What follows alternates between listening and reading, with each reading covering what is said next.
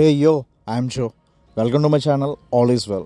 This video about most anticipated and also highly mass action drama film అయిన Devara movie trailer గురించి. Trailer చూసాక నాకేమనిపించిందంటే purely adrenaline rush, goosebumps అయితే వచ్చినాయి.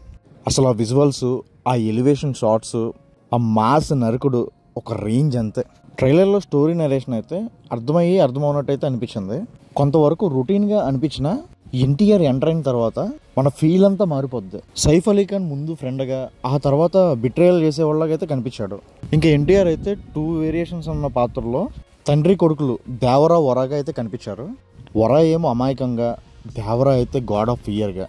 అసలు దేవరా కత్తి పడితే అసలు మైండ్ బ్లోయింగ్ అంతే. ఆ విజువల్స్ చూపించారు.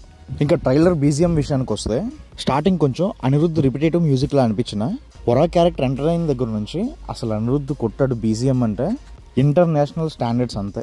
ఇంకా విఎఫ్ఎక్స్ డిఓపి అయితే మనల్ని స్పెషల్గా ఆ వరల్డ్లోకి తీసుకెళ్ళిపోయారు.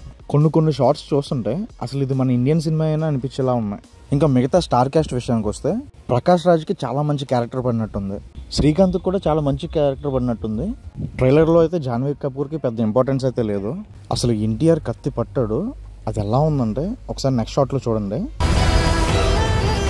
భయం మరిచి ఎప్పుడైనా తప్పుడు పని కోసం సంద్రం ఎక్కితే